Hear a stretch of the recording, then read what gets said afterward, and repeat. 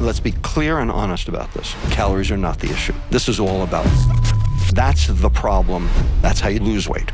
Dr. Robert Lustig is an endocrinologist whose first-hand research has explored the role sugar has on fueling the world's most destructive human conditions. And answers how we can regain control of our health. If you consume one sugared beverage per day, your risk for diabetes goes up by 29%. So this is a big problem.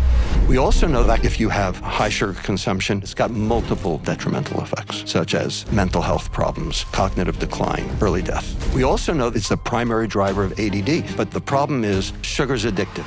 And 73% of all of the items in the grocery store are spiked with added sugar by the food industry because they know when they add it, you buy more. You can't believe what they're telling you. If they say something is healthy, it's usually the opposite. And I'm part of numerous lawsuits suing the food industry because they knew that sugar was a problem, but they paid off scientists to say it wasn't. You've been hacked.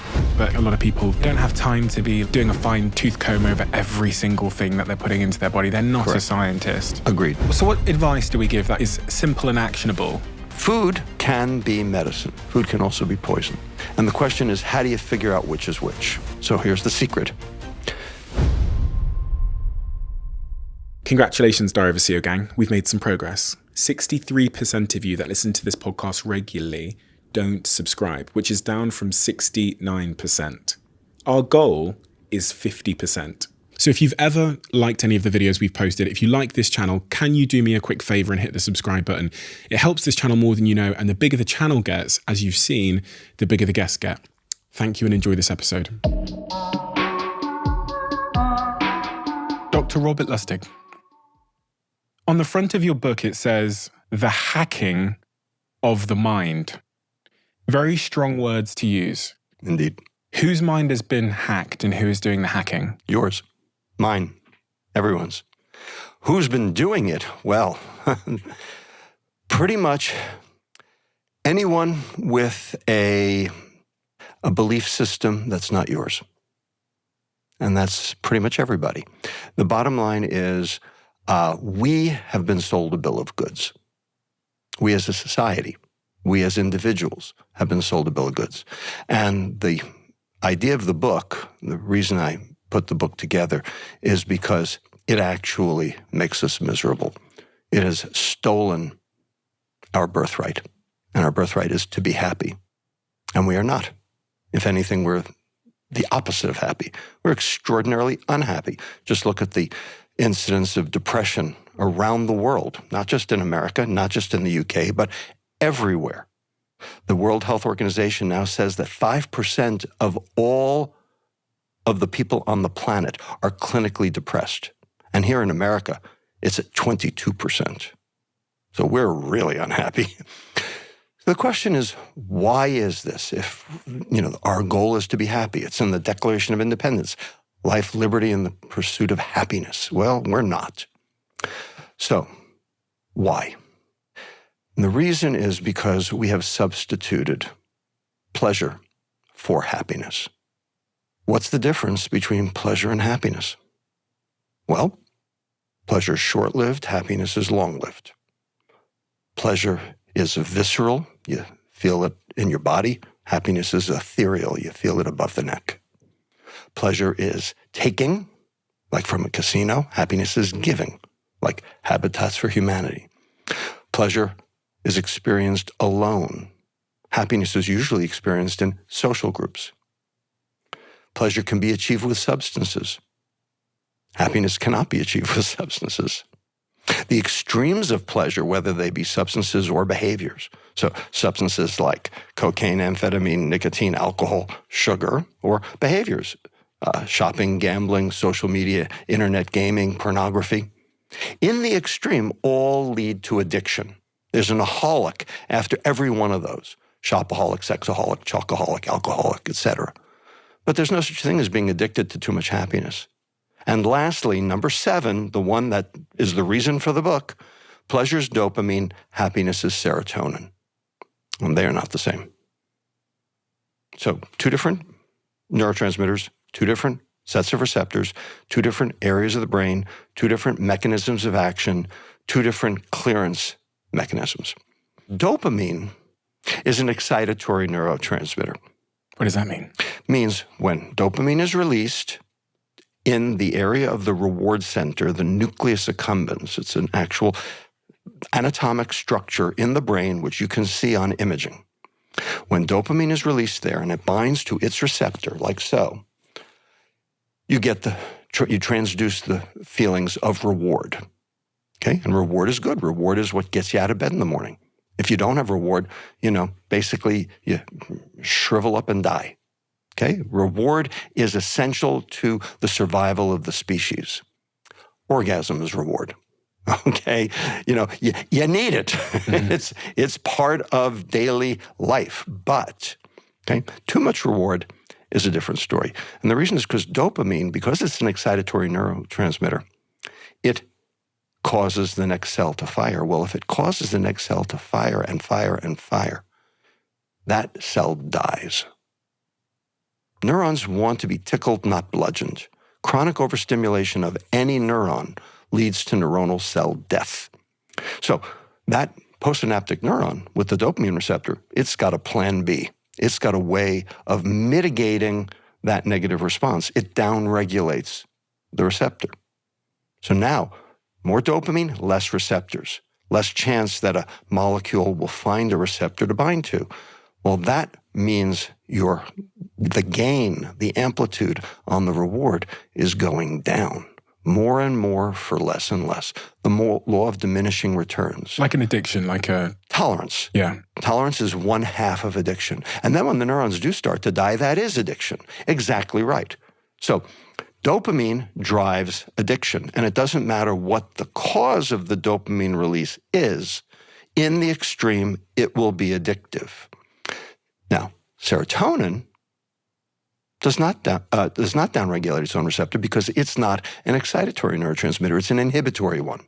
So do you need to downregulate an inhibitory response? No. An inhibitory means what? Well, it means puts the next neuron to rest.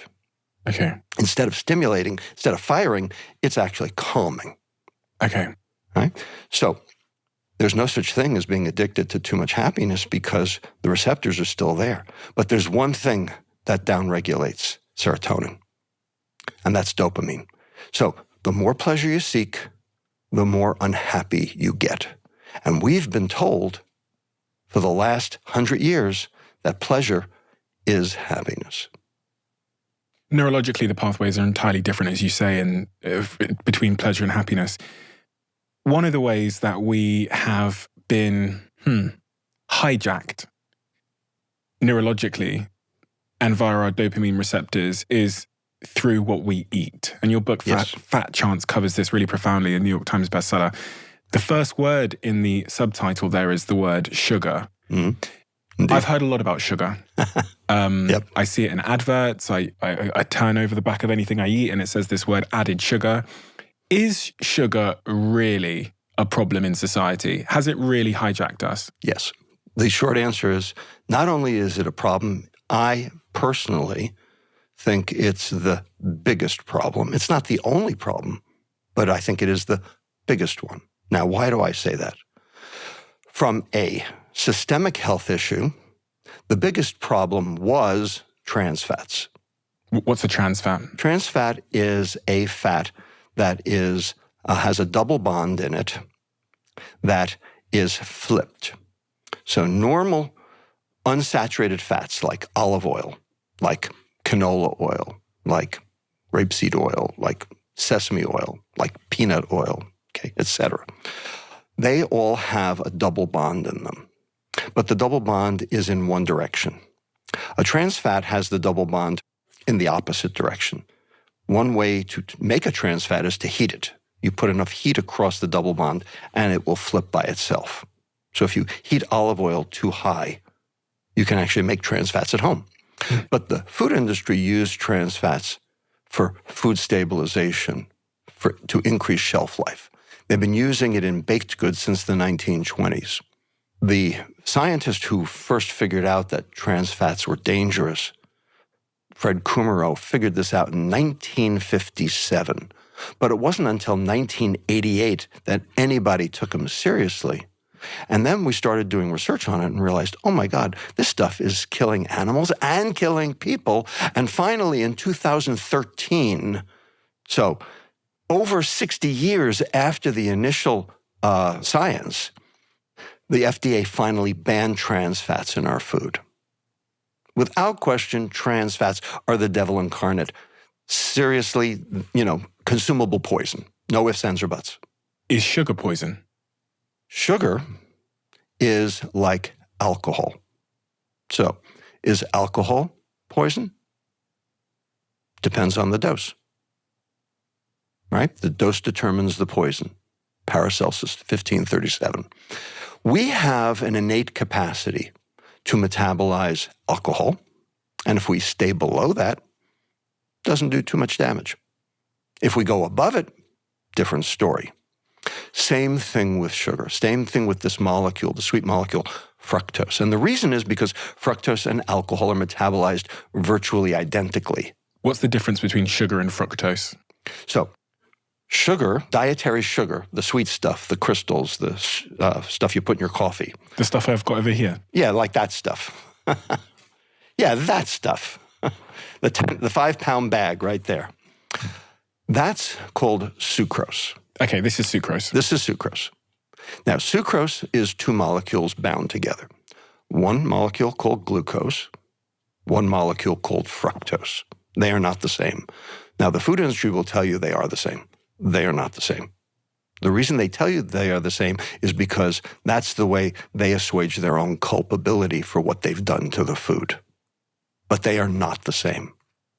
They will say, a sugar is a sugar, a calorie is a calorie, a glucose and fructose both have 4 calories per gram. Why should you care? Oh, you care a lot. You care a whole lot. Now, glucose is the energy of life. Every cell on the planet burns glucose for energy. Glucose is so important that if you don't consume it, your body makes it. Okay? The Inuit had no carbohydrate. They had ice. They had whale blubber. They still had a serum glucose level. Inuits are the people that live in the North Poles and stuff. That's right. Yeah. They were formerly known as Eskimos. Right. Mm-hmm. But they didn't have any carbohydrate. They ran off fat. But they still had a serum glucose level because your brain runs on glucose. It can also run on ketones too, but your brain runs on glucose. My brain runs on glucose. And you need glucose because certain hormones and certain proteins in the body require glycosylation in order to be effective. An example, LH and FSH. When you don't have glycosylation of LH and FSH, the hormones that tell your testicle and your ovary to work, you are infertile. It's that simple. So survival of the species says you need some glucose, but if you're not consuming it, you'll still get it because your body will make it. Right. It will make it out of amino acids. It will make it out of fat. Gluconeogenesis, it's called. So glucose is essential. It's just not essential to eat. Fructose, on the other hand, the sweet molecule in that bag. Which is sort of one of the two parts of the grain of sugar that I see. That's right. One part of it is fructose. That's right. It's the other half. Right. It's the evil twin, if you will. What are the two halves again? Glucose, yeah, fructose. Cool. Fine. Bound together. I need glucose to live. My body will figure that out. Fructose, do I need this? Not only do you not need it, but in high dose, it's toxic. Now, your liver has the innate ability to metabolize a small amount, on the order of about 6 to 9 teaspoons per day of dietary sugar, so half of that being fructose. So about 12 grams. Your liver can manage about 12 grams of fructose a day.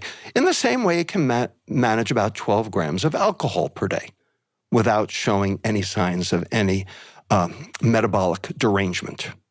But if you go above that, now you get problems. Are we above that? Oh, we are so above that. We are at 50 grams of fructose per day, 100 grams of sugar per day. We're supposed to be at 25. We are at 100. We are quadruple our limit. And also, just because grams are quite hard to wrap the head around, right? Okay. So if I was to get a tablespoon, Well, do teaspoons. a teaspoon, Teaspoons. how many teaspoons of sugar would I have to consume to get to that level of fructose? Because I say this in part because most of us don't realize that we're consuming sugar. That's right, because it's hidden in all of the food. That's exactly right. We don't even know. We say, oh, I never even add sugar to my coffee, therefore my sugar consumption is 0. Wrong. That is not true, okay? Because it is hidden in plain sight in virtually every processed food in the entire grocery store. 73% of all of the items in the American grocery store and in the British grocery store are spiked with added sugar by the food industry for its purposes, not for yours. Because they know when they add it, you buy more. And how much does that look like in teaspoons then? The upper limit is about 6 teaspoons of added sugar per day. The allowance, the recommended allowance. The upper limit. Okay. The recommended allowance is lower than that. Yeah. Okay, but the upper limit is about 6 teaspoons of added sugar per day.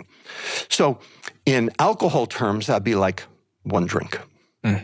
So if you have a drink a day, you're staying below your threshold and all is fine. What if you have 2 drinks per day? Well, it depends on how well your liver works. Maybe how much exercise you have, how much total body mass you have, etc. What about if you have 3 drinks a day? You're going to get pretty tipsy. Maybe you shouldn't be driving a car, right?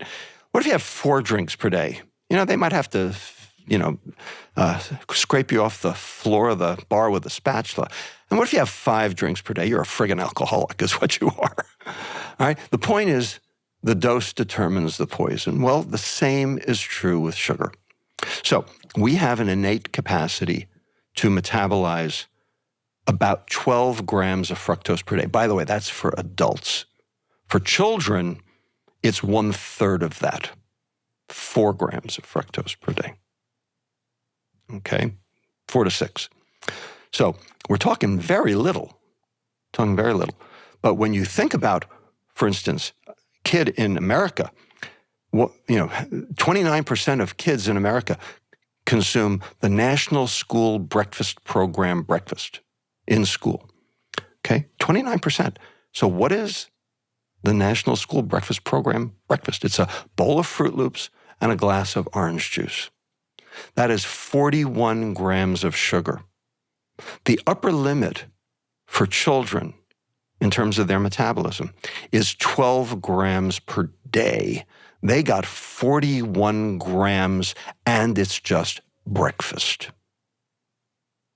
What do you think that's going to do?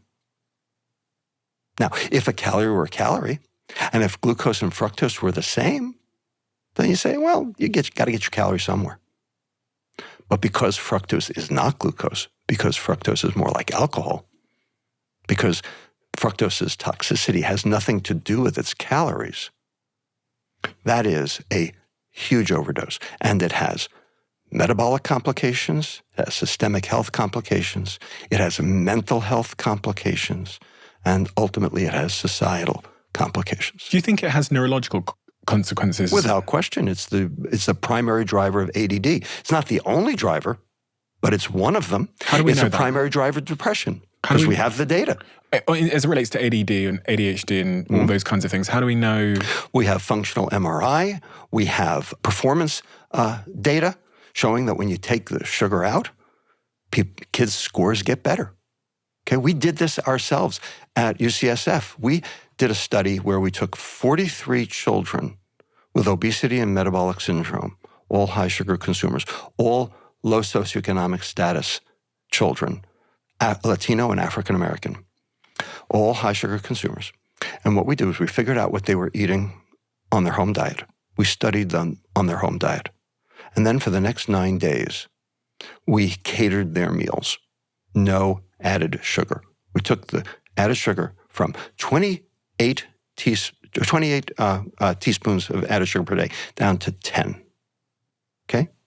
So huge reduction. We gave them fruit. That was the only place they had sugar in their diet. Otherwise, we cut the sugar out. Now, if you do that, you're going to lose 350 to 400 calories per day out of your diet. All right? So the goal was to keep their weight stable, because if they lost weight, the critics would say, well, of course they got better, they lost weight. So we needed to maintain their weight. So we had to put something back in that was equicaloric. We gave them extra starch. So in the vernacular, we took the pastries out, we put the bagels in. We took the sweetened yogurt out, we put the baked potato chips in. We took the chicken teriyaki out, we put the turkey hot dogs in. So we didn't give them good food, we gave them crappy food. We gave them Safeway food, just CPG, consumer packaged goods food. Okay, so you didn't give them vegetables? No, we didn't give them any vegetables. Okay. But it was no added sugar food. Okay, and it wasn't funky food, it was just food we bought at Safeway, but it was chosen to not be sugar containing. Okay?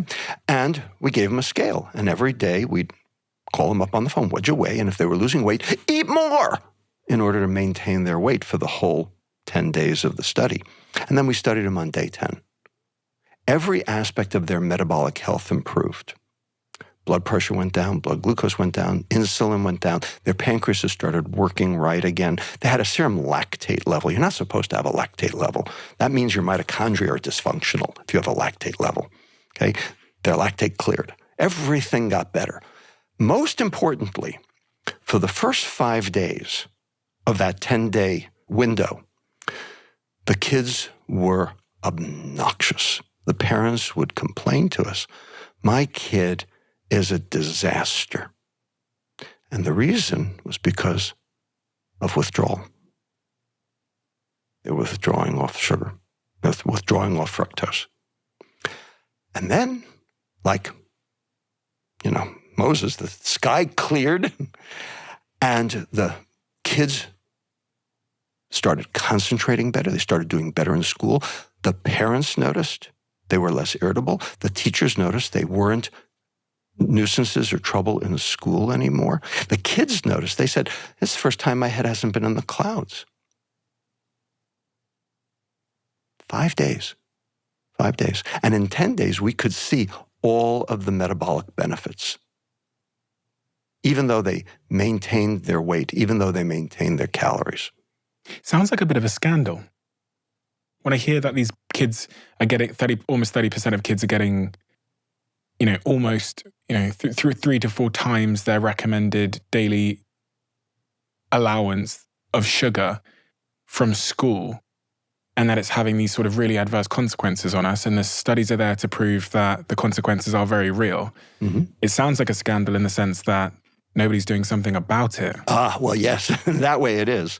The point is that the food industry is very powerful, and they have, swept virtually every aspect of this under the rug for 40 to 50 years.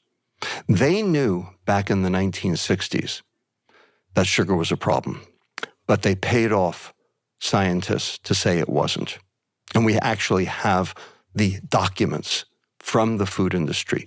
They live at the UCSF Food Industry Documents Library, and we are doing research on corporate interference in health. What do those documents show? They show that in 1965, the sugar industry came to 2 Harvard School of Public Health scientists, the head of the Department of Nutrition, Fred Stair, and his associate, Mark Hegstead, who became the head of the USDA 5 years later, and paid them $50,000 in today's money to produce 2 articles for the New England Journal saying saturated fat was the bad guy and that sugar was exonerated. And they did it. And they did it. That's just one thing they did. They also infiltrated the National Institute of Dental Research, NIDR, their study sections and their executive committee to take money away from nutrition research for dental health and put it toward a caries vaccine. A what? A dental caries, a cavities vaccine. Okay, well, how's that cavities vaccine working for you? Okay, we have all of the data in their own words to demonstrate that they knew exactly what they were doing. This is not hallucination. This is hardcore fact, and we've published this, and we now have a center at UCSF devoted to understanding the corporate determinants of health. And when we look across society at the consequences of this sort of corporate interference, some of the crazy stats in your book, Fat Chance, that I really sort of highlighted were that by 2050, obesity will become the norm, not the exception. Correct. What the World Health Organization said that the percentage of obese people globally has doubled in the last 28 years. Indeed. And in the UK, 28% of adults are obese and 36% of them are overweight. That's not from your book, but that's from some research we did on the UK numbers as well. Well, the UK is the fat man of Europe. Yes, that's true. Having metabolic syndrome is equal to losing 15 to 20 years of life. That was in your book. That's correct. Which is startling. And worldwide sugar consumption has tripled in just the last 50 years. Correct. All true. Now, you could say that's correlation, not causation, but we actually have the causation. We have the data. We have it in mechanistic terms. We have it in clinical interventional efforts. We have it in societal efforts. There's a method for determining proof that doesn't need randomized control trials. It's called econometric analysis. This is what we have for instance, climate change. There's no control group for climate change, but we still know it's true. This is what we have for tobacco and lung cancer. You don't have naive people start smoking. That would be illegal, immoral, get you thrown in jail. But we still know that tobacco causes lung cancer. We know that football trauma causes chronic traumatic encephalopathy. Okay, none of these have control groups, but we know it's true through econometric analysis. This is a method of using natural history data over time to be able to determine proximate cause. And we have that for sugar and diabetes, and we have it for sugar and heart disease, and we have it for sugar and fatty liver disease, and of course we have it for sugar and tooth decay. We're working on sugar and cancer and sugar and dementia. We're not there yet. In your book, Fat Chance, on page 120, there was something particularly curious because I think this is here we go. It says, the bottom line is sugar consumption is a problem. 33% of sugar consumption comes from beverages. Yes. And the biggest abusers are the poor and underserved. Indeed. So let's talk about beverages to start with then. Mm-hmm. Diet beverages, are they fine? And how bad are the sort of fizzy pop beverages that most of us consume every day? So let's do the sugared soft drinks first. Okay. They are really bad. If you consume one sugared beverage per day, your risk for diabetes goes up by 29%. Wow. Okay? That's and diabetes. And that's if you have one. If you have two, 58%.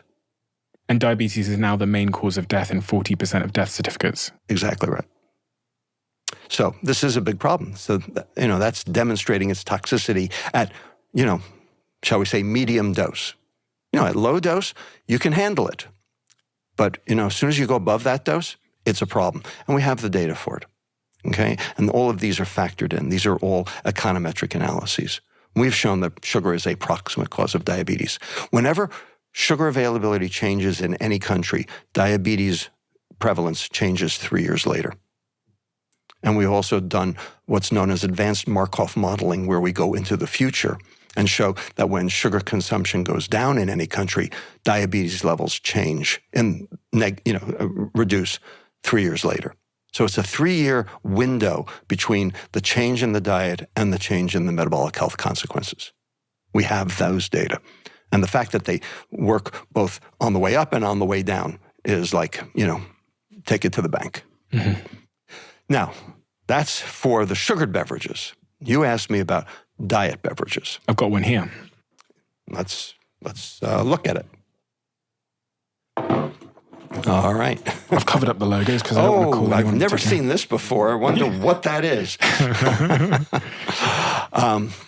The data now show, it took a while for these data to come in, but the data now show that the toxicity of one sugared soda equals the toxicity of 2 diet sodas. Half as bad. Now, Okay. half as bad does not mean good. Half as bad means half as bad. Well, it says 0 sugar here, so how can it be bad? Well, so because it's bad for a different reason. So yes, 0 fructose, 0 calories. I agree. But that doesn't make it good. Makes it better than the sugared alternative, but it doesn't make it good. Why? Number one, you put something sweet on the tongue. Message goes tongue to brain, sugar's coming. Message goes brain to pancreas, sugar's coming, release the insulin. So I still get an insulin You release? still get an insulin response. And the more other food you ate, the bigger the insulin response. Okay. So you will have an accentuated insulin response because you were exposed to the diet sweetener. This is work from Yanina Pepino, 2013 at WashU St. Louis. And it's been corroborated multiple times since. And why does that harm me, having an insulin response? Because insulin's a bad guy. So we always talk about glucose being a bad guy in terms of diabetes, and it is, of course. But insulin's a bad guy too. Glucose causes small vessels to be dysfunctional. It causes endothelial cell dysfunction. It causes high blood pressure because it causes those small vessels to constrict. It interferes with nitric oxide, which is one of the things that relaxes the blood vessel. And it will, basically reduce blood flow to specific organs. So high glucose is not good for you, and it's bad for small vessel disease. And that's why diabetics get retinopathy, nephropathy, neuropathy, kidney disease, nerve damage, and eye disease. But insulin is also a problem because what insulin does is it causes cell growth. Insulin is a growth factor, and it causes vascular smooth muscle growth like in your coronary arteries, and it causes glandular growth. So it is one of the primary drivers of heart disease and cancer. So you can be a diabetic, a type 2 diabetic, and have your hemoglobin A1C, a measure of your glucose control, down near normal range because you're on insulin or oral hypoglycemics or even GLP-1 analogs for that matter, okay?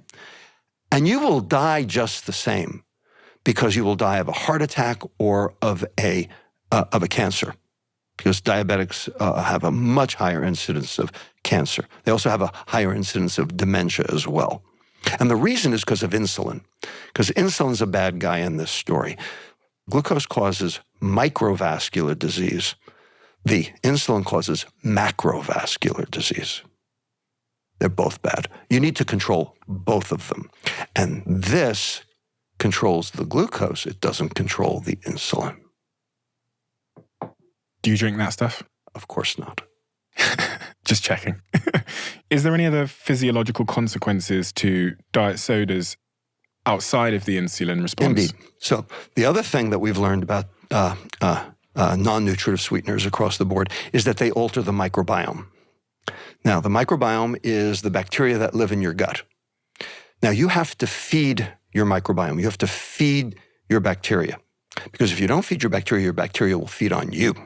It will strip the mucin layer, a protective physical barrier, right off the surface of your intestinal epithelial cells.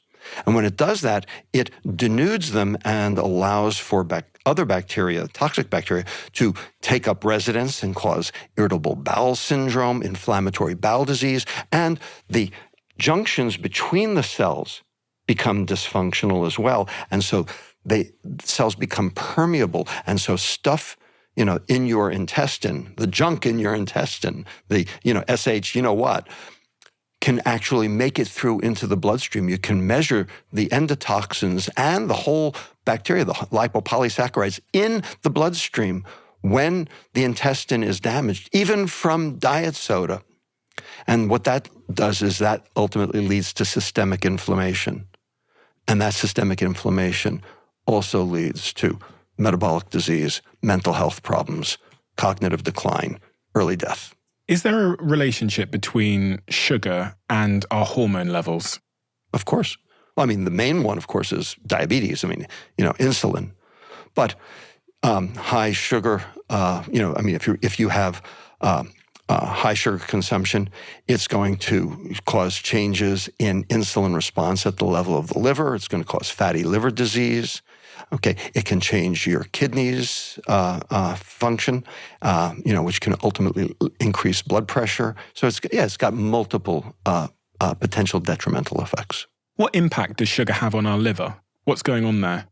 So, as I mentioned, we have an innate capacity to metabolize a limited amount. Yeah. Everyone says, oh, sugar's energy. Well, yeah, but not really. Not really. So let's dissect that. The food industry says glucose is 4 calories per gram. The food industry says fructose is 4 calories per gram. Therefore, they're equal because they're 4 calories per gram. And if calories were the issue, then they would be right. But calories are not the issue. Okay? The whole issue of calories has to go down the tubes. Okay, as far as I'm concerned, that's the problem, and I am here to #kill the calorie as a unit of measure. It has no place in our in our dialogue. It has no place in medicine. Calories suck. Now, why do I say that? If you take a mole of glucose and you throw it into a bomb calorimeter, you will get 4 calories per gram. That's true. If you take fructose and you throw it in a bomb calorimeter, you will get 4 calories per gram. That's true. We are not bomb calorimeters. Okay? What's a bomb calorimeter? It's a contraption that explodes whatever you put in it and measures the heat that's given off from it. So it measures the amount of calories in something, effectively, using some because that's what calories are, is the amount of heat required to raise 1 gram of water 1 degree centigrade. Okay. So it's a measure of heat, is what it is. That's what calories are. Now, we do our burning in these little organelles inside each of our cells called mitochondria. This is all about mitochondria. And when your mitochondria work efficiently and well, you can burn energy to completion, and you can capture that energy in the form of chemical energy in your cell called ATP, adenosine triphosphate, and that's what your cell uses to power all of the functions that the cell needs. The little molecular motors and making stuff and, and also cleaning house, and recycling junk, okay, in order to keep your cells thriving and alive, okay? So mitochondria are essential. Now, glucose stimulates mitochondria to work better. Glucose is actually good. It stimulates 2 enzymes necessary for mitochondria to work. It stimulates an enzyme called AMP kinase, which is the enzyme that actually makes more mitochondria. And it's the fuel gauge on the liver cell. So it tells the liver, make more.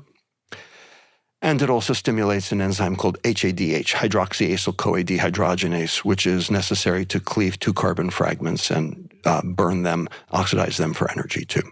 So glucose we can call good because it helps mitochondria.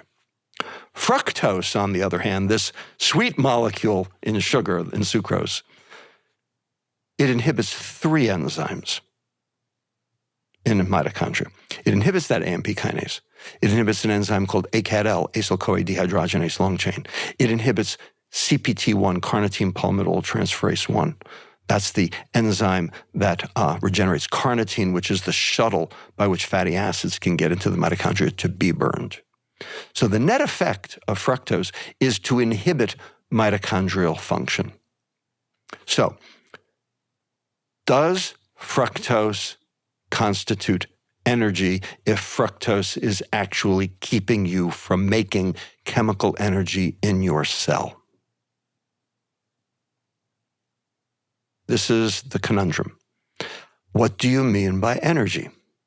If we're talking heat, then fructose is energy. If you're talking ATP, Fructose inhibits ATP.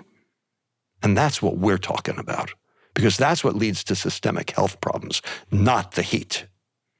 So all of these people, as far as I'm concerned, anyone who ever uses the word calorie, fire them, because they don't get it. They are part of the problem, not part of the solution. Many people will say that sort of counting calories has helped them with their weight loss goals. You tell me, virtually everybody who counts calories loses a little bit of weight, and then they plateau, and then they get tired of their diet, and the weight comes rushing back. Okay, 90% of people who try to diet through caloric restriction regain and sometimes yo-yo back even higher. So I don't accept that. Are there studies that support this idea that sort of the yo-yo dieting is a byproduct of calorific restriction? Not because of caloric restriction. It's a problem of insulin resistance. It's a problem of when you gain the weight back, did you gain it in the liver as liver fat? Because now you've got higher insulin, and insulin blocks this hormone that goes to the brain called leptin that is in charge of that set point. So the higher your insulin goes, the less well your brain can see leptin. And so the less well you can regulate. And so that's what drives your weight up even higher.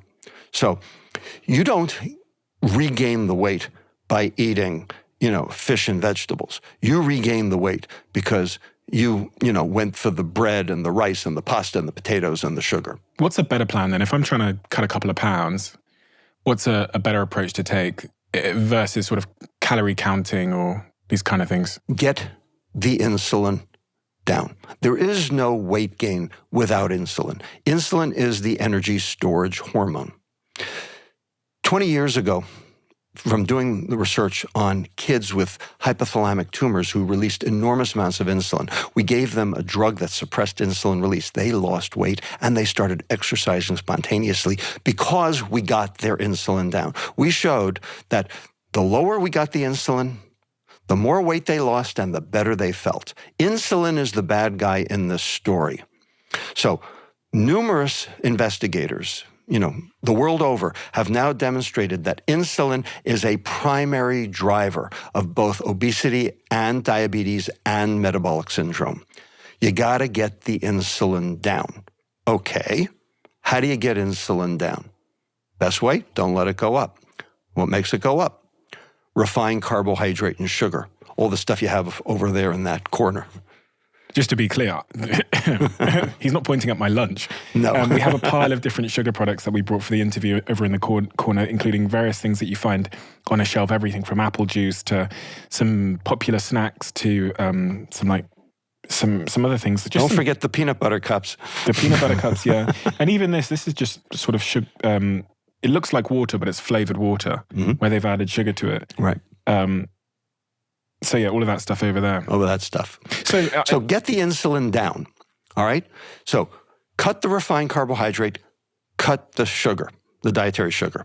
That is the single best way to mitigate this process by improving insulin resistance, by getting the insulin down. And we have done this time and time again. Basically, I turned my obesity clinic into an insulin reduction clinic for this reason. A lot of people at sort of a prefrontal cortex logical level understand this. They understand that they shouldn't be having sugar. But they think it's about calories. They do. Some people do think it's about calories for sure. But even the ones that know that sugar is not something they should be having still struggle. They do. It's easier said than done. Because sugar's addictive. Right, yeah. They struggle because sugar is addictive. We know, because fructose stimulates that nucleus accumbens. Yeah. By the way, glucose does not. When we get stressed, which is a facet of daily life now, that's right, we're much more likely to grab a sugary snack. Indeed. And there's a reason for that too, because when you're stressed, that actually puts a greater burden on your amygdala, and your amygdala requires more energy. Hippocampus too, by the way. The amygdala is the emotional center of the brain. The fear center of the brain. Okay, and so you're trying to calm it. And so you have to increase the energy available because you need more ATP. And even though fructose inhibits ATP generation, you still reach for that because you're trying to mitigate the metabolic consequences acutely. When I'm tired, I think I have a high propensity to grabbing sugar as well. Indeed. Why is that? Because you're tired, you're stressed, and your amygdala is dysfunctional. And so it basically tells you, hell with it. I don't have any sugar cravings in the morning. I've come to learn. I don't feel the need for sugar in the morning. It's sometimes when we get later into the evening, right, after a long day. Exactly. It's when my cravings. You and everyone else, and me too, by the way. It's not like I'm immune to this. I am on record. I gained a lot of weight while I was a faculty member at UCSF, and every day at 4 p.m. I just ran out of gas. And so I ran across the street to get a large chocolate chip cookie. Okay, and that was without question the primary driver of my weight gain. Okay, it wasn't until I actually started doing the research on this and seeing that the kids felt better when we took the sugar out of their diet that I actually put 2 and 2 together for myself. So now I don't do that, and my energy level stays constant throughout the day. So what advice do we give that is simple and actionable for Jennifer or Judith or Dave, who's listening to this now? They are, 40 years old potentially. They have a 9-to-5 job. They're very busy. Maybe they have some kids to feed at the same time. They don't have time to be looking at doing a fine sort of tooth comb over every single thing that they're putting into their body. They're not a scientist. Agreed. It's a problem because the food industry has made the grocery store a minefield, and it's really easy to set off an explosion. If you walk in, you've basically lost. That's how bad it is. Understood. So the simple rule is eat real food. So what's real food? Well, food that came out of the ground or animals that ate food that came out of the ground. The problem is we all lead busy lives and we're looking for labor-saving devices because people don't even have time to cook. Most people, 33% of Americans don't even know how to cook anymore. So, what are they going to do? So we understand this. I mean, it's a problem. Agreed. We need food that is metabolically healthy for us, not metabolically detrimental. And the problem is that as soon as you put the added sugar in the food, you have made it metabolically detrimental. Now, the food industry will say, well, there are all these other good things in there, like vitamins and minerals. We fortify it, et cetera. So I'm here to tell you, toxin A plus antidote B still equals death. Okay? Just because they put some vitamins in there, or you take a dietary supplement, if it's not solving your mitochondrial dysfunction, what's the point? So you can't believe what the food industry is telling you, okay? If they say something is healthy, it's usually the opposite. Whatever it says on the package, believe the opposite, because they have an incentive to put wrong stuff on the package. And I'll be honest with you, I'm part of, numerous lawsuits suing the food industry for deceptive advertising, misbranding, mislabeling. 70% of all of the items in the American grocery store are misbranded or mislabeled.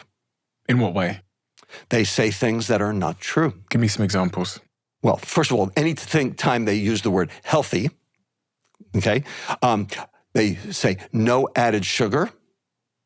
Okay, but in fact, they put in apple puree or raspberry puree or evaporated cane juice. There are 262 names for sugar, and the food industry uses all of them.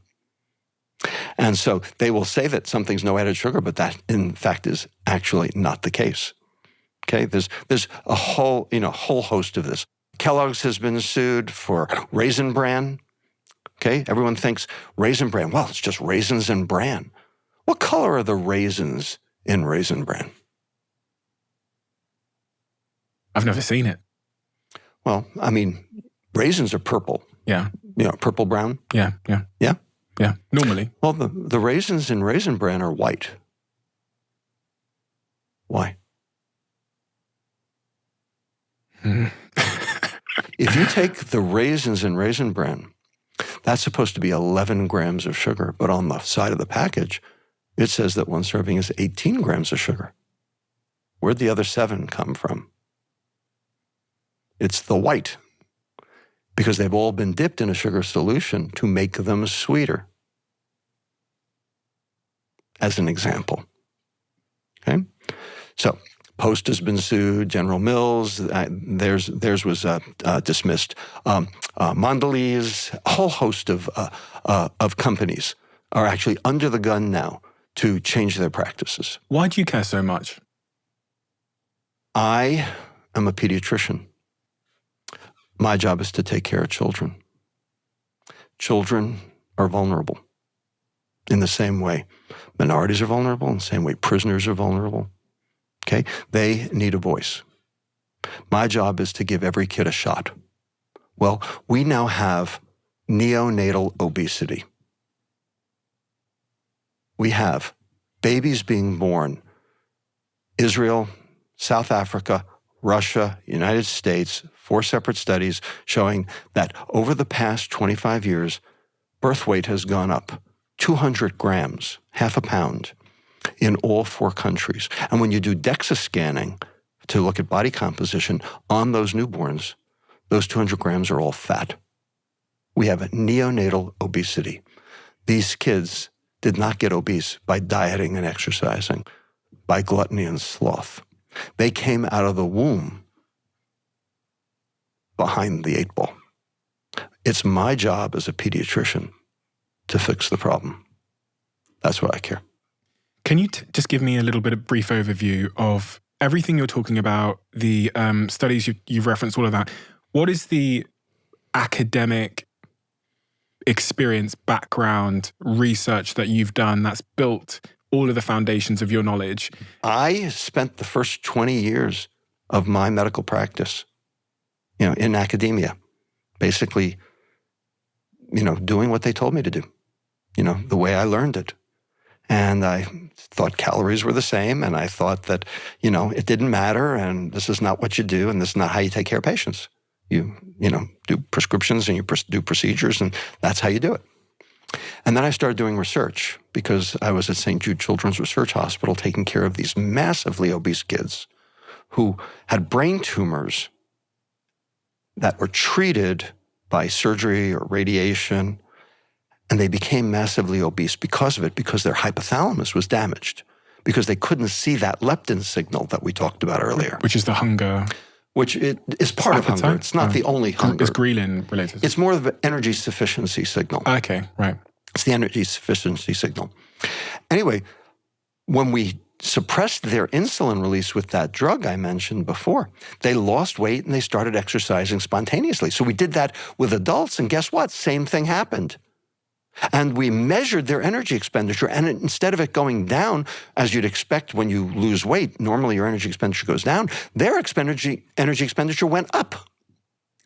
So what this told me was that insulin is blocking leptin, and as long as your leptin's being blocked, you feel like crap, and you're hungry, and you don't want to get off the couch. And as soon as your insulin goes down, now your brain can see the leptin, and you're not hungry, and you can start exercising. What this showed me was that the behaviors that we associate with obesity, the gluttony and the sloth, are actually secondary to this biochemical phenomenon of insulin blocking leptin. And so this put me on the path of understanding insulin as the problem rather than insulin as the result. Fix the insulin, fix the problem. And so I've been doing that for the last 25 years. And that's what brought you to the subject of sugar, because sugar increases insulin levels. Well, sugar causes insulin resistance. Okay. So there are 2 phenomena with insulin. Insulin release, which is an acute phenomenon. So that's when I eat something, there'll be some insulin released, which means I have an insulin spike. Right. And then it comes back down nicely. Or not. Or not. Or not. Depending on how much and how consistently I've been eating sugar. Exactly right. So if your liver has fat in it, and 45% of American adults now have fat in their liver, and 25% of kids now have fat in their liver, and they never did before. I mean, before 1980, if you saw fat in the liver, that was alcohol. But if 25% of kids who don't drink alcohol have fat in their liver, how'd the fat get there? Sugar. Because sugar gets turned into fat in the liver. That's the driver of this. What that does is that causes a phenomenon called insulin resistance. Your liver doesn't work right, so your pancreas has to make more insulin to make your liver work right. You know, like having to put more people on the assembly line when, people are, goofing off or, not getting their job done, right? Same idea. So you have to basically goose the liver to do its job. Well, that raises insulin levels all over the body. And once that happens, now you're taking energy from your bloodstream and putting it in fat cells for storage. So by getting the insulin down, so if it's insulin resistance, fixing the insulin resistance by getting rid of the fat in the liver, or if it's the insulin release at the beginning by lowering your refined carbohydrate because that's the primary stimulus of that first spike, either way, it's refined carbohydrate and sugar. Get the insulin down. And diabetes is when? Your pancreas can't keep up. Okay, so it's really so much insulin, it goes, forget this, I'm done. Right. It's the end result of both of these phenomena. Which we've now realized is reversible. I think there was a school of thought once upon a time that diabetes couldn't be reversed, but that's right. But it is reversible. It is very reversible for a while. So let's be clear and honest about this. There is absolutely no doubt that what doctors learn in medical school is wrong. We are told, and I know because I was told, that diabetes is a chronic, progressive, unrelenting disease that never gets better, and that you will need medication, whether it be insulin or oral hypoglycemics or whatever, for the rest of your life. Garbage. Total, complete trash. Now, Virta Health, numerous other studies of various diets show that you can absolutely reverse type 2 diabetes. In order to do so, you have to get the pancreas to make insulin properly. And the only way to do that is to get the liver to respond to insulin properly. One way is to not challenge the liver, give the liver a rest. Well, it's metabolizing all that refined carbohydrate and sugar. Drop the refined carbohydrate and sugar and make your liver work better. Little keto? So, a ketogenic diet's the extreme version of this. It's not the only way, but it is a way. Paleo diet is another version. Fasting? Intermittent fasting will give your liver a chance to burn off the fat that's accumulated over the last 16 hours. There are many ways to skin this cat. Calorie counting? Almost never. Calorie restriction? Yes, calorie restriction. But it's got to be consistent and long-term. And we've shown, numerous studies have shown, that as you restrict calories, that leptin resistance does not get better quickly. It takes years for that leptin resistance to finally go away, like 5 years, before you change the set point. Let's take a step back. So what does leptin do again? It's about energy. So leptin is made in your fat cells. Yeah. In response to driving energy into fat, the cell will make leptin. The leptin will circulate in the bloodstream, will go to your brain, go to your hypothalamus, and say, hey, I've got enough energy on board to engage in expensive metabolic processes. So we don't need any more? I don't need to eat more. I can engage in puberty. I can engage in pregnancy. Okay. Both of which are high metabolic processes. Okay. So it is like the servo mechanism, like the thermostat on your house. You have a floor but no ceiling. So when it's cold in your house, the heat kicks in. But if you don't have air conditioning, it can go higher, right? Same idea with leptin. Floor, no ceiling. So when your leptin goes below a certain threshold, your brain will see that as starvation. You get really hungry. And so you will get both hungry and you will also sit on the couch. Okay. Okay. So that's the way the activity component comes in, because your brain's saying, listen, don't waste this energy. Exactly. Conserve. Okay. Because we're in trouble here. Right. We're in trouble down here. Okay? So eat more and don't move. That's the biochemistry that drives the behavior. Why don't they have leptin injections? Well, they do. Oh, really? But it turns out it doesn't work in leptin resistance because the problem is not that you're missing leptin. The problem is you have too much leptin. Okay, it's just not working. So adding more leptin is like throwing kerosene on the fire. The receptor sites have stopped. Receptor sites are not there. Okay. Either they've been downregulated or they're being blocked, one or the other. If insulin blocks it, okay, or they can be downregulated too, both. Now, if you're leptin deficient, and there are 14 patients with leptin deficiency, and quite a few of them, by the way, are in the UK of the 14. And Sadaf Faruqi and Steve O'Reilly at Addenbrooke's Hospital in Cambridge are the people who've done the most work on leptin deficiency. If you take a patient who's leptin deficient, they basically start gaining weight as soon as they're born. By age 6 months, they're already massively obese. By the age of 3, they can't even fit through the door. Okay, they eat everything in sight, and they don't move. You give them a shot of leptin because they're deficient. You're replacing what's missing, and they slim down like that. They're genetically leptin deficient. They're genetically leptin deficient. They have a mutation in their leptin gene. So obesity could be genetic in some very, very small cases. Very small number of patients. It is genetic, but that's not what's going on in the rest of the population. So yes, is obesity genetic for a small fraction? Sure.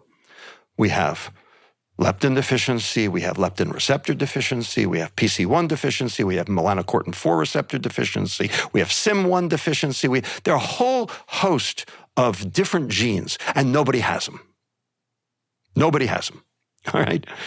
Like 14 people have them. It's very rare for the reason for general garden variety obesity out in the world to be due to a genetic problem. This is an environmental problem. In your book, you talk about environmental obesogens. I've never heard that term before. What does it mean? So, obesogens are chemicals in the environment that actually drive weight gain. They cause the differentiation of fat cells, or they cause the growth of fat cells. Now, fat cells are complex, okay? You have a certain number, but you can increase that number, especially early on in life. There's a critical period before age 2 where you can actually increase the fat cell number. And once a fat cell is developed, it wants to stay filled. I mean, we got to pause here just for a second, because I think most people think that when we eat food, we increase the number of fat cells we have. No, we increase the size of the fat cells we have. This was I learned this a couple of years ago, and it kind of changed the way I think about a lot of things, including liposuction. Yeah. Because with liposuction, you kind of think that you're taking away fat cells that you've added to your body through diet, but actually the fat cells stay the same. They just grow and shrink. Well, there's also a problem with liposuction as well. There are 3 fat depots, okay, and they're not the same. On the scale, they're the same because you weigh a certain amount, but from a metabolic standpoint, they are not the same. So let's take each of the fat depots separately so that your audience will understand what it is that they're actually concerned about. So the first fat depot is the obvious, what we call subcutaneous or big butt fat. Belly fat as well? No, that comes later. Ah. That's the second one. Okay, subcutaneous. Subcutaneous, big butt fat, or does this bathing suit make me look fat? So are you saying that's good or bad? It's actually good. I agree. It's protective. The more of it, the less likely that you will have metabolic disease. It is the place where your body wants to put excess energy because it's safe. Now, most of us have a certain ability to grow that fat to a certain level. before it starts becoming a problem. Eventually, you can overload that subcutaneous fat where you will actually make the fat vacuole, the little pocket of fat within the fat cell, grow so much that it will actually cause the border of the vacuole to decompensate. And now you've spilled the grease into the cell. That will kill the cell, and that will cause inflammatory cells to congregate to try to clean up the grease. And then they secrete proteins called cytokines, which end up causing the metabolic dysfunction. In any case, you can overload your subcutaneous fat, but you have to work at it. So about how much fat does your subcutaneous fat have to grow before you become metabolically ill? On average, about 10 kilos, 22 pounds, some more, some less. Okay? Now let's take the second fat depot. Belly fat, visceral fat. This fat here. Everyone's worst type of fat. Well, yes, but not because of cosmetics, because of metabolism. In any case, the visceral fat, the belly fat, is that due to calories? Is that due to weight gain? That is actually due to cortisol. That's due to stress. And the reason we know that is because you can take patients who have endogenous clinical depression, okay? They are anhedonic. They don't eat because they generate no reward from life. They generate no reward from eating. They are losing weight. They have to be admitted to the hospital to keep them from killing themselves. So these are with people with suicidal ideation who have to be admitted to psychiatric hospitals. You put them in a scanner, and it turns out they're losing subcutaneous fat because they're not eating. They're gaining visceral fat because the cortisol from the stress that goes along with the depression is actually laying down more fat in their belly. Why? That's what cortisol does, because when you're stressed, you need a readily available and metabolically active source of energy in case you're being chased by the lion. So that metabolic fat, that visceral fat, is eminently retrievable rapidly. Oh, okay. Interesting. Okay? Now, how many pounds or kilos of visceral fat do you have to gain before you become metabolically ill? I'm going to guess it's not a lot based on... That's right, not a lot. So subcutaneous was 10 kilograms. That's right. Now we're talking about 2 kilograms. Okay, so 2 kind of bags of sugar. Yeah, pretty much. Okay? Now, finally, the third fat depot, liver fat. Now, how many kilos of liver fat can you accrue before you become metabolically ill? No, liver's really small. I have no idea. Okay. 1/4 of a kilo. Half a pound. And when you become metabolically ill, then all of the dysfunction we talked about previously happens. That's right. So you can become metabolically ill and be thin because your subcutaneous fat's okay, even your visceral fat's okay. But if you've got liver fat, can you measure 1/4 of a kilo on the scale? No. Have you heard the phrase skinny fat? This is skinny fat. So TOFI, T-O-F-I, thin on the outside, fat on the inside. Skinny fat was actually coined by Dr. Jimmy Bell at University College London, a neuroimager. That's exactly right. So just because you're overweight doesn't mean you're sick, and just because you're thin doesn't mean you're healthy. Because of these 3 fat depots. This is exactly what we're talking about. So are skinny fat people typically more stressed if we kind of... They often are. Often are, yeah. They often are. The question is, how did that liver fat get formed? And the answer is sugar and alcohol. Because that's where sugar and alcohol go in order to be processed. Okay. And so that's why so many people now have fatty liver disease that never had it before. That's why children have fatty liver disease, even though they don't drink alcohol, because they drink something that is metabolized just like alcohol. Like apple juice. Like apple juice. I've got a bottle of apple juice here in front of me, and on it says 40%, in big letters, 40% less sugar than 100% apple juice. It says with added vitamins A, C, and E. They've added all 3 vitamins in there. That must be. So that's not apple juice, that's an apple drink, to be clear. It says apple juice beverage here on the Beverage. front. They called it a juice beverage, not juice. That's technically correct, but there's a reason they have to declare that from the FDA. Why? Because they can't call it juice if it's not juice, if they've done something to it. I mean, how will I know? It says apple juice beverage. That's part of the subterfuge. That's one of the reasons for all of these lawsuits. They have to call it a juice beverage because they've done something to it. Okay, so I've got this apple in my pocket. This apple here. Right. This is healthy. That is healthy. But if I blend this down, it looks like this, no? Well, the question is, what was lost in the process of blending it down? You took away the good part. The fiber. The fiber. By the way, you don't know if that apple is as healthy as it could be. And the reason is because you don't know if it was sprayed with pesticides. Was it an organic apple or was it just a standard commercial apple? If it was a standard commercial apple, you might have to wash it first. Why? Because the pesticides can be environmental obesogens. Many pesticides, such as, the famous one was DDT. Now, it's been gone since 1972. Rachel Carson, Silent Spring, it was all about how DDT was, environmentally affecting, the entire world.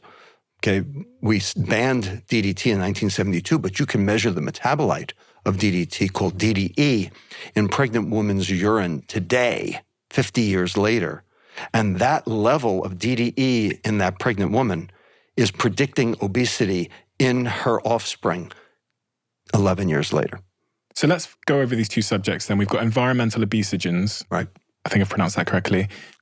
Let's finish off on that, and then I want to get onto fiber. So environmental obesogens, which might be on this apple, what are they and where are they? So an obesogen is a chemical that causes weight gain, not because of its calories. Okay? Now, you say, how can something cause weight gain if it doesn't have calories?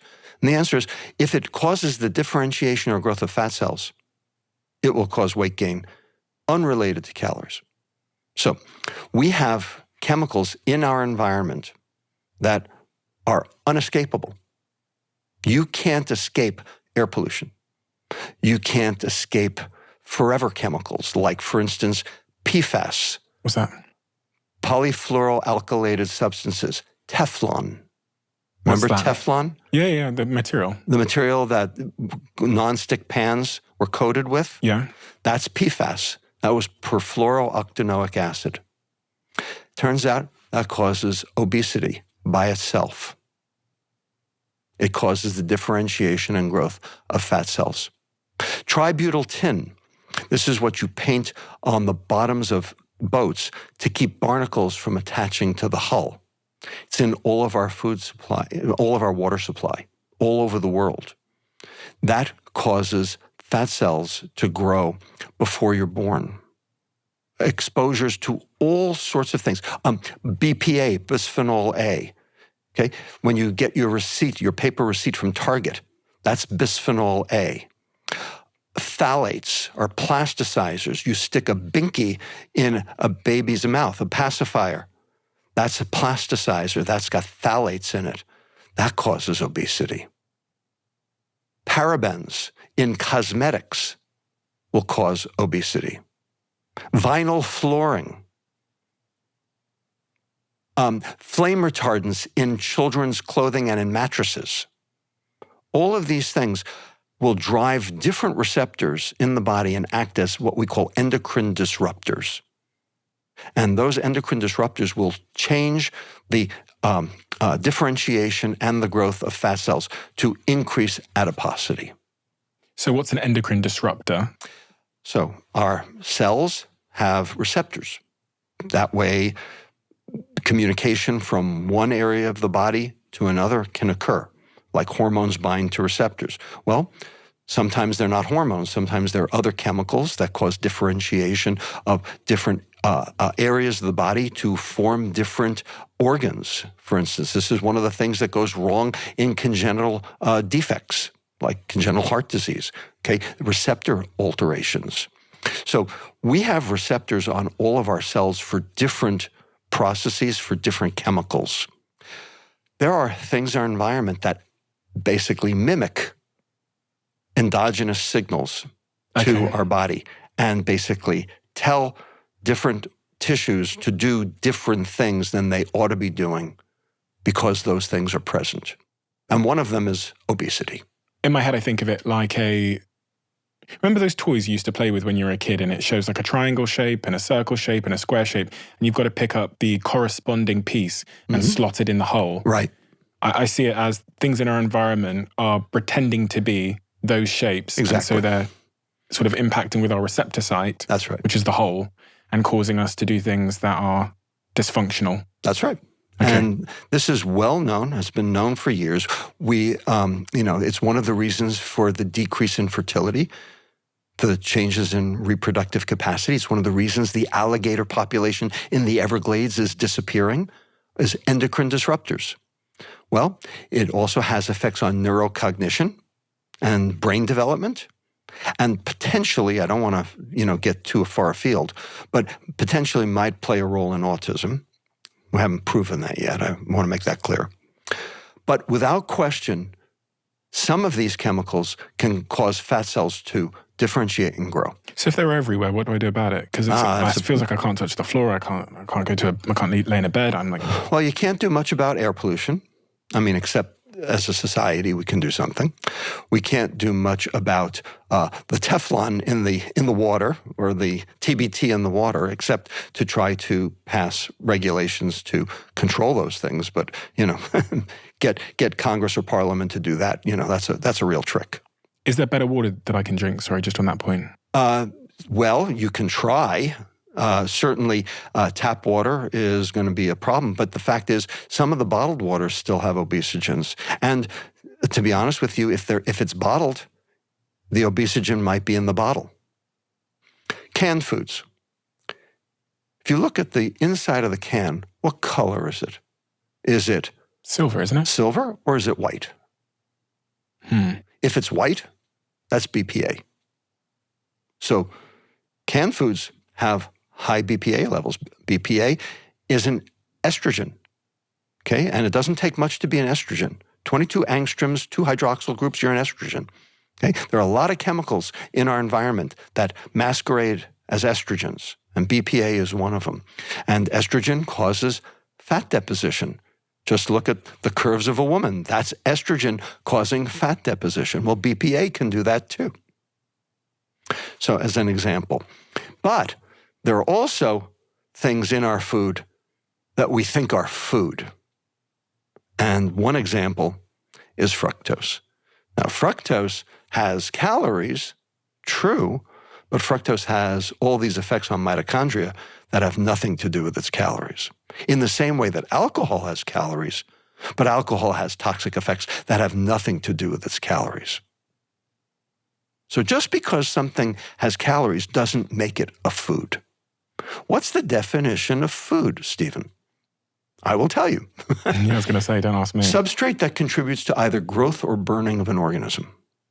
So here's the question. Does ultra-processed food contribute to growth? My colleague, Dr. Efrat Monsanigo Ornan, who is the chairman of nutrition at Hebrew University, Jerusalem, has looked at this question. In fact, ultra-processed food inhibits growth. Populations that are exposed to high ultra-processed food consumption have lower final heights than populations that are not. So, if it's inhibiting growth, not a food. Okay, now let's take burning. I've already told you that there are 3 enzymes that fructose, which is in 73% of the items in the American grocery store, it inhibits burning because it inhibits mitochondrial function. So if you don't stimulate growth and you don't stimulate burning, is that a food? No. So if it's not a food, what is it? Poison. So food can be medicine. Food can also be poison. And the question is, how do you figure out which is which? When you walk into the grocery store, it all looks the same. But in fact, there are things in there that will contribute to growth and burning, and there are things that will inhibit it. And we need some method for being able to distinguish those. We have it. We made it. It exists on your computer. It will ultimately soon exist on your phone. And you will actually be able to order your food to be metabolically healthy without ever having to walk into that minefield of a grocery store ever again. How would that be? And just buy the stuff that's good for you instead of chancing the stuff that's bad for you. It's called Perfect. And what it does is it will filter out all of the stuff in the grocery store that's metabolically unhealthy for you. Not for the next guy, for you. You can apply specific filters that will, if you're gluten-free, it will take out all the things that have gluten, so you don't have to look at the label. If you if you have metabolic syndrome, it will take all the refined carbohydrate and all the sugar things out, so you don't even have to look at them. If you specifically want to avoid the ultra-processed food, it will take those out. By the way, that will cut the items that you can see in the grocery store by 80%.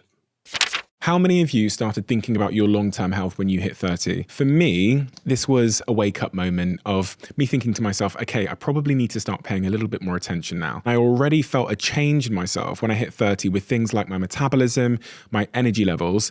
So this year is no different. Zoe, which is a company I've invested in, but also a company that are a sponsor of this podcast, helps me to make smarter food choices, all based on their world-leading science and my own test results. If I'm ordering food, I know how to make my takeaway so much smarter by adding things like a side of vegetables to eat first or choosing the option with the most fiber.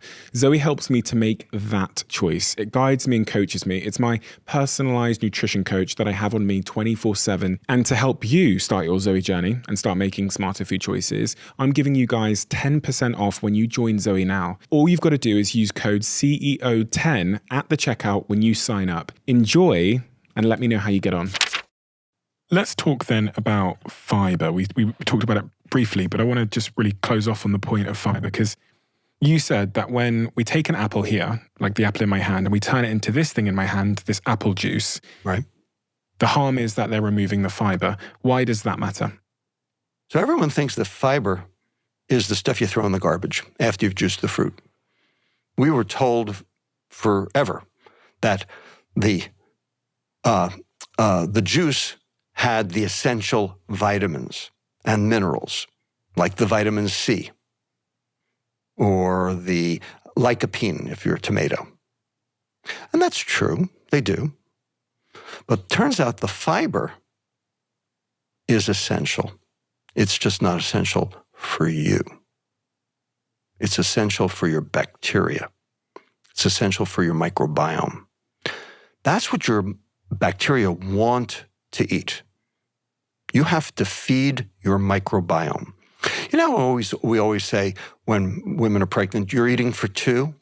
Well, we're always eating for 100 trillion. Okay? The 100 trillion are in our intestine. And what you feed them matters. Because if you feed them well, you will have what we call bacterial diversity, and you will not have any one species overwhelming any other species, and that will actually contribute to metabolic health. It will allow for the barriers in the intestine to work properly, the mucin layer, the tight junctions, the immunologic barrier called the Th17 cells. Your intestine will present the appropriate barrier so that bad stuff in your intestine won't get into your bloodstream to cause systemic inflammation. So feeding your gut is job 1. And what does your gut like to eat? It likes to eat fiber. Now, we humans don't have the enzymes to digest fiber. You need specialized enzymes. The bacteria have them. So the fiber is the food for the bacteria. When you take the fiber out of the food, you're starving the bacteria. Now, how many grams of fiber are we supposed to eat every day? our ancestors ate between 50 and 100 grams of fiber a day. The USDA says we're supposed to consume 25 grams of fiber per day. How many grams do we actually consume here in America? And by the way, UK is the same. Mean 12. So we're getting half the amount the USDA says and 1/4 the amount our ancestors did. And the question is, does it matter? And the answer is, oh yeah, it matters big. Because what happens is when you feed fiber to the bacteria, you get multiple species instead of one that basically crowd out all the others. Okay? And you get this metabolic biodiversity, and it basically improves your metabolic health. In addition, the bacteria will chew that soluble fiber up into a compound called short-chain fatty acids. Acetate, propionate, butyrate, valerate. Butyrate is particularly helpful. It is an immune suppressant. It keeps your immune system in check.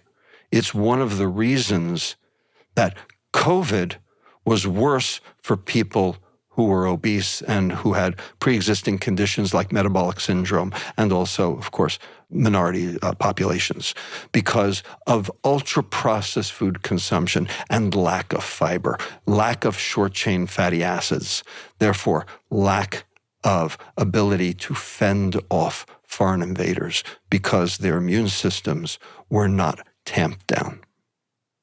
Where did the fiber go? They took it out. Why? Because you can't freeze fiber. So that apple, okay? Yeah. Okay? Your homework assignment for tonight, Yep. take that apple and put it in your freezer overnight. Take it out in the morning, put it on the kitchen countertop, let it thaw, try to eat it, see what you get. What am I going to get? Mush. Oh, really? Now, why does that turn it into mush? The ice crystals that form will macerate the cell wall and let all the water rush in. Okay. Okay, turn it into mush. Food industry knows that. So what do? Squeeze it and freeze it. Now it lasts forever. Now you've got apple juice or frozen concentrated orange juice. You have taken a fruit, which is food, and you have turned it into a commodity, storable food, which you can sell on the commodities exchange because it won't go bad. So it has a price, and that price will fluctuate, and you can then bet on the commodities exchange. But you can't sell fruit like that because it'll go rancid by the time you've sold it anywhere. So all these people are doing this to us. What responsibility do I have on a personal level? Because, you know, if these the big companies with all this money, trillions of dollars, they're all manipulating me, bastardizing my food. Indeed. They're hacking my brain, giving me these adverts. Yep. It's easy to fall into the trap of thinking, listen, I'm a victim here. Well, you are, because you've been hacked. As we started this, the podcast. Okay, you've been told one thing and the real world is actually something else. Okay, you've been hacked. You've specifically been hacked with the notion that processed food is food. Everyone thinks that because they called it processed food. Maybe they shouldn't call it processed food. Maybe they should call it processed nutrients, because the stuff that's in it are nutrients, but it's not food, because it doesn't do what food does, which is contribute to growth or burning. So the question is, what's your responsibility and what's society's responsibility?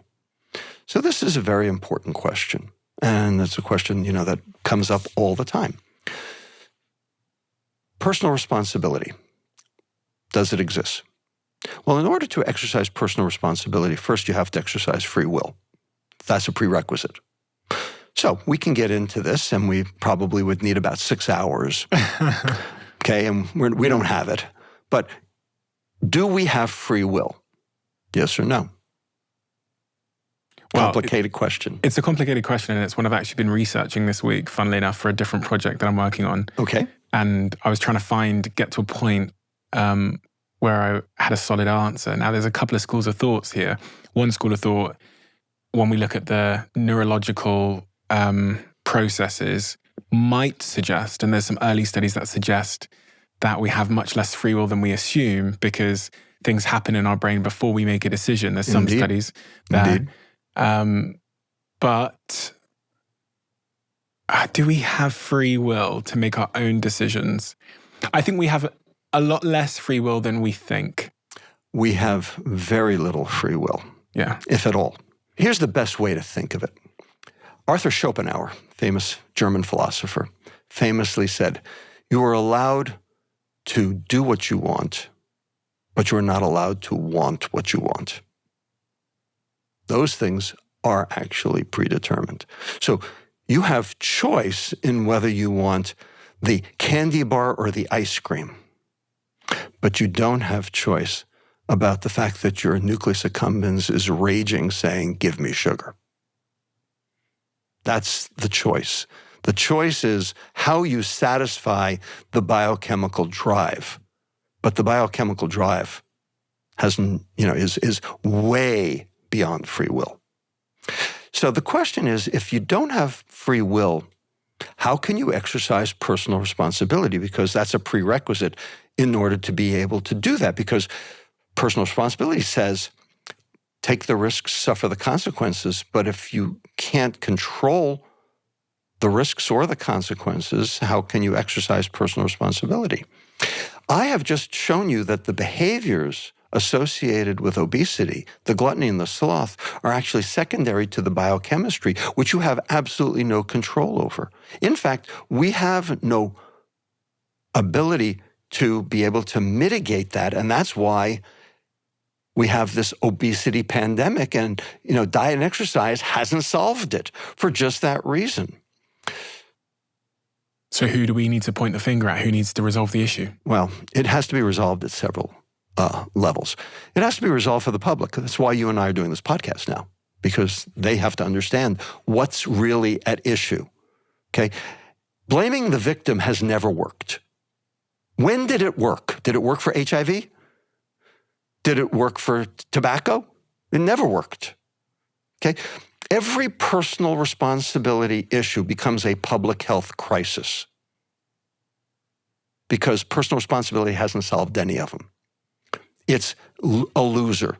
It's a loser in terms of its mechanism, and it's a loser in terms of its efficacy. It doesn't work.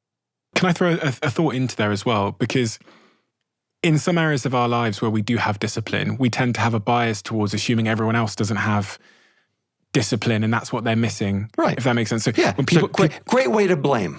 People listening to this that don't struggle with diet and sugar and all of those things and exercise, whatever, all those subjects, well, their brain will probably be thinking, God, you can just choose not to. I choose not to all the time. I choose not to have the kind of, fizzy drink all the time. Because their nucleus accumbens is not going off like a Christmas tree. Why is it not going off like a Christmas tree? We don't know yet. Why do some people smoke and some people don't? Why do some people drink and some people don't? Look, 40% of Americans are teetotalers. Never touch the stuff. 40% are social drinkers, can pick it up, put it down, no problem. I'm in that category. 20% are binge drinkers. 10% are binge drinkers and 10% are chronic alcoholics. What distinguishes the 20% who have a problem from the 80% who don't? We don't know yet. To this day, we still don't know, but we know that for that 20%, it is a problem. We also know there's this thing called sugar addiction, and there's going to be on May 17th in London, the International Conference on Food Addiction. I will be the keynote speaker to discuss exactly this issue. Is there such a thing as food addiction? And if there is such a thing as food addiction, does it portend need for societal remediation? Or is this really just a personal responsibility issue? Well, everything that is both toxic and addictive has required some sort of societal intervention. Okay? So you have things that are toxic but not addictive, like oxygen and water. You don't have to regulate those. You have things that are addictive but not toxic, like caffeine. Well, you don't have to really regulate that either unless you add it to alcohol, in which case then you have Four Loko, and then you get arrhythmias, and then you do have to regulate it. But what if you're both toxic and addictive, like cocaine or alcohol or nicotine or heroin?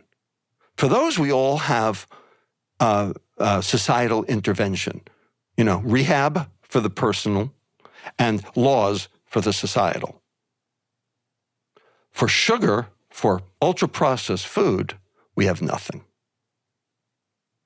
It's the same issue, nothing different. So you want regulation from the government on sugar?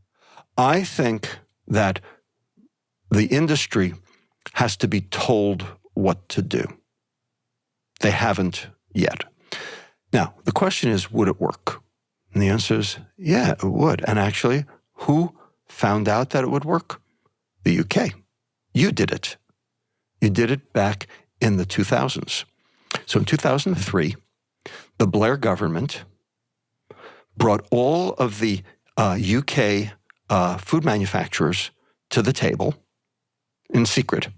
So Waitrose and Tesco and M&S and every other CPG purveyor in the UK, and had a secret meeting, and told them, look, hypertension is running rampant and stroke is breaking the NHS bank.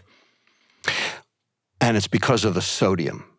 We have to get the sodium levels in ultra-processed foods down. So every one of you is going to play by the same rules so that there's no competitive disadvantage.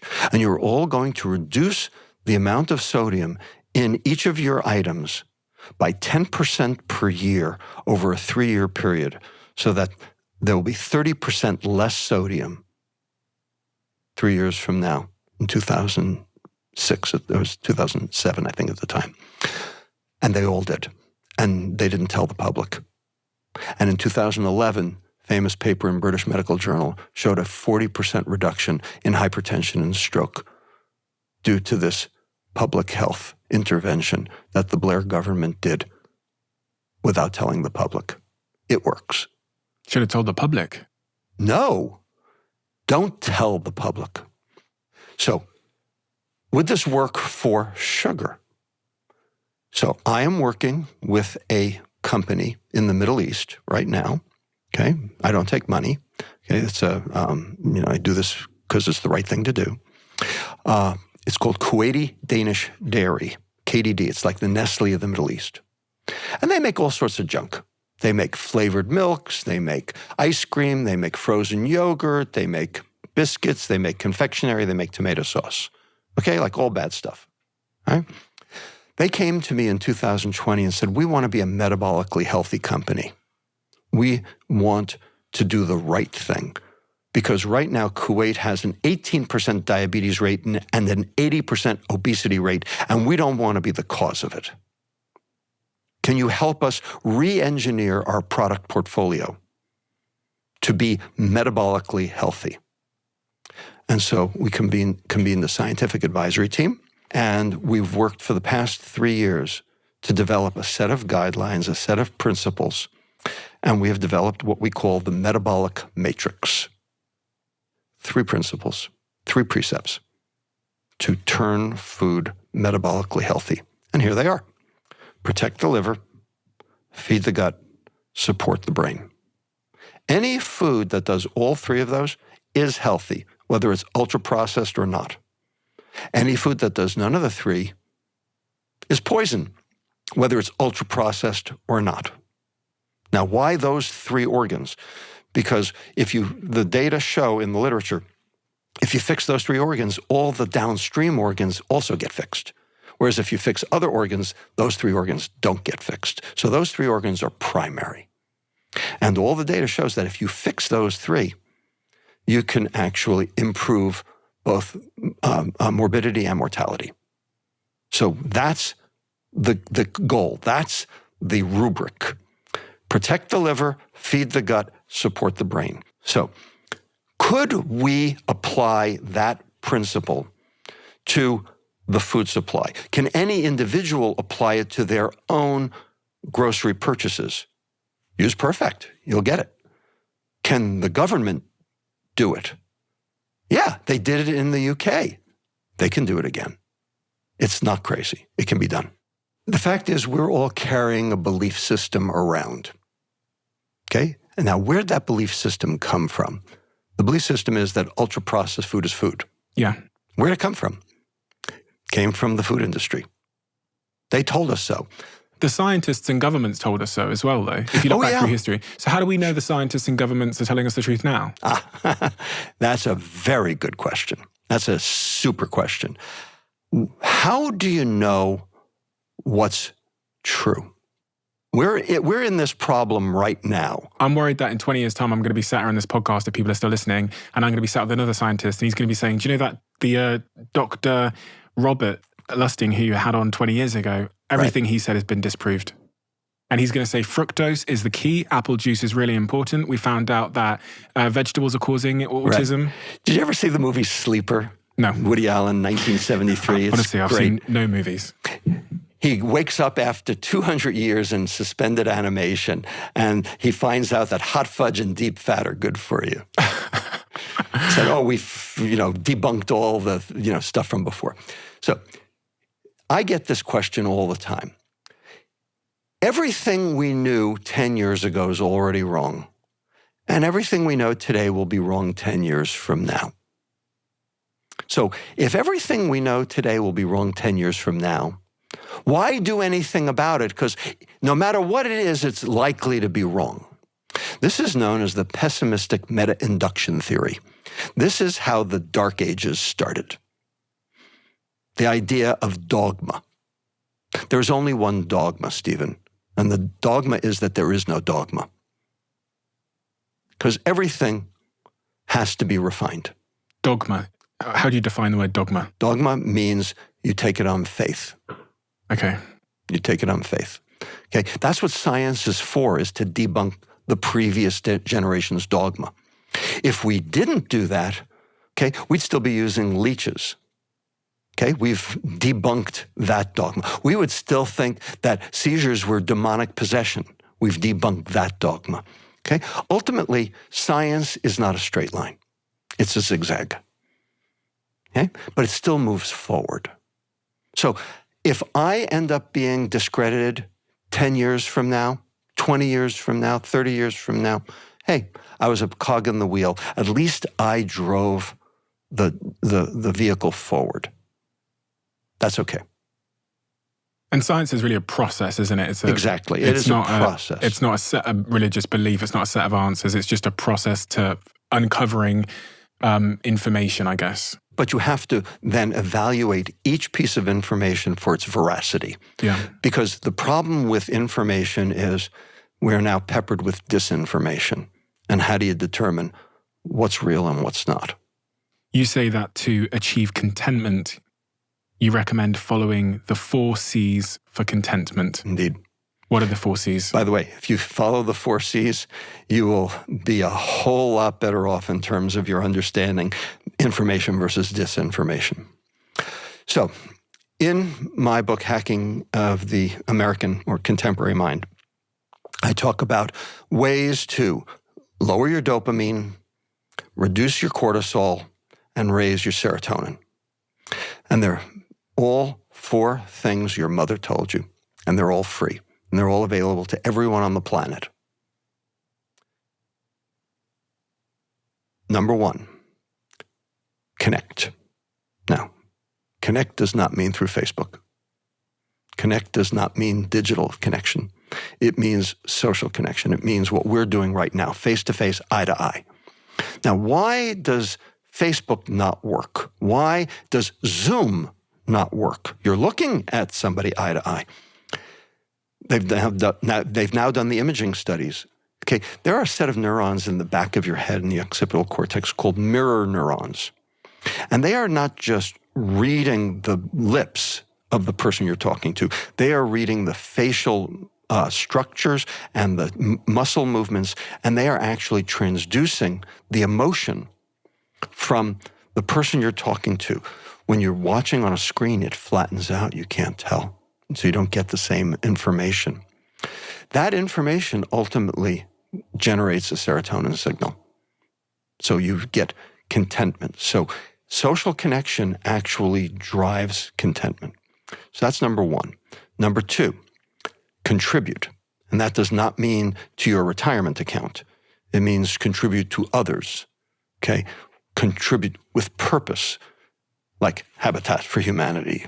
Basically, giving to others, because when you give to others, you feel better yourself, okay? That generates a serotonin signal, okay? So, lottery winners, are not happy. But the people who actually give their money away are. And that's one of the reasons why we have philanthropy. Makes people feel better. Quite selfish in that regard then, isn't it? Well, yes, indeed. It seems selfless, but it's actually selfish, which is fine. It works just great. Number 3, cope. And cope is 3 things. It's sleep, mindfulness, exercise, all of which are necessary to tamp down cortisol. Because if you're sleep deprived, your cortisol goes through the roof. If you are distracted, multitasking, your cortisol goes through the roof. Okay, and if you're sedentary, okay, number 1, you're eating like crazy, and your cortisol also goes through the roof. Sleep, mindfulness, exercise, all things to get your cortisol down. And finally, number 4, the last C, cook. Why? Because there are 3 things that contribute to this dopamine serotonin imbalance. The first, tryptophan. Tryptophan is the precursor to serotonin. Tryptophan is not an ultra-processed food. It is the rarest amino acid. You find it in eggs, chicken, fish, not exactly ultra-processed food. Number 2, fructose. Fructose reduces serotonin, okay? And there's lots of fructose in the ultra-processed food. And finally, lastly, omega-3 fatty acids. And omega-3 fatty acids are in, again, eggs and in marine life. Okay, there's a little bit of omega-3s in vegetables, ALA, which doesn't reach the brain. So that's not a big winner for fixing this problem. So you need high tryptophan, low fructose, high omega-3s. Sounds like real food to me. So connect, contribute, cope, cook. It will tamp down your dopamine, reduce your cortisol, raise your serotonin, improve your mental health, improve your metabolic health, and will solve your problem. It won't solve society's. We have to work on getting the whole world to understand what the problem is before we can fix it. Dr. Robert Lustig, what is the thing we haven't talked about, the most important topic we haven't talked about that we should have? Wow. Well,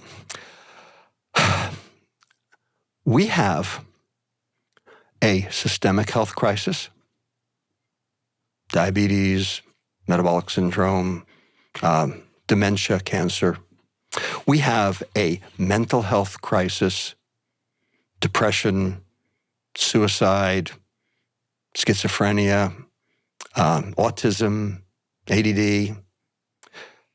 We have a global health crisis. We have cyberbullying, we have social inequality, we have war, we have climate change. The planet is immolating. All at the same time. Coincidence? Or are these somehow inextricably related? Are these the same thing? Or are these different things? If we believe they are separate, we're going to try to solve each one individually and never get to the root cause. The root cause is our amygdala, the fear center of our brain. It's under attack. From all of the things we've talked about today, that dysfunctional amygdala is the driver of chronic disease. It is the driver of the mental health crisis. It is the driver of the global health and planetary crisis. There are 4 brakes on the amygdala, and they're all dysfunctional today. And they're all dysfunctional because of the things we've talked about today. Because of cortisol, because of stress, because of ultra-processed food, because of sleep deprivation, because of the change in the environment, because of air pollution, because of all the things that ultimately impact our brain's ability to transduce information. Until we recognize where the problem is, we're going to be spinning our wheels. We can do this. We can back out the same way we drove into this ditch. But you can't solve a problem until you know what the problem is. Dr. Robert Lustig, thank you so much. We have a closing tradition on this podcast where the last guest leaves a question for the next guest, not knowing who they're leaving it for. And the question that's been left for you is, here we go, let's have a look. Okay, nice question. What would you tell your 20-year-old self that you wish you knew and that would have positively impacted your life and avoided pain?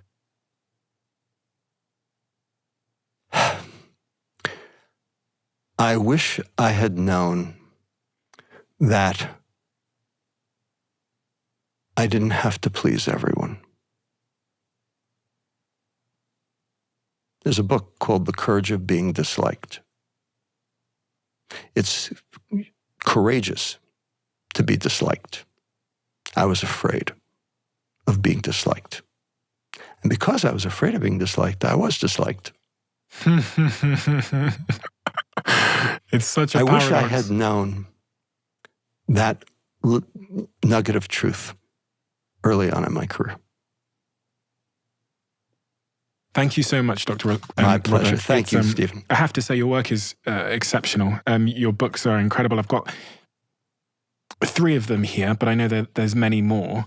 I'd recommend them all incredibly highly. The Hacking of the American Mind is a fantastic book that doesn't just apply to Americans, it applies to all industries around the world, all Western economies around the world, which are set up in very similar ways. Fat Chance, another book that I've been through in detail, is about beating the odds against sugar, processed food, obesity, and disease, which covers much of your work and the studies that you referenced today. An incredible, incredible book. And I also have this book called Metabolical. Did I pronounce that correctly? You did. Metabolical, The Lure and the Lies of Processed Food, Nutrition and Modern Medicine, which is a little bit of a bigger book, but it gives more of the foundations around metabolism, which I think a lot of people don't understand.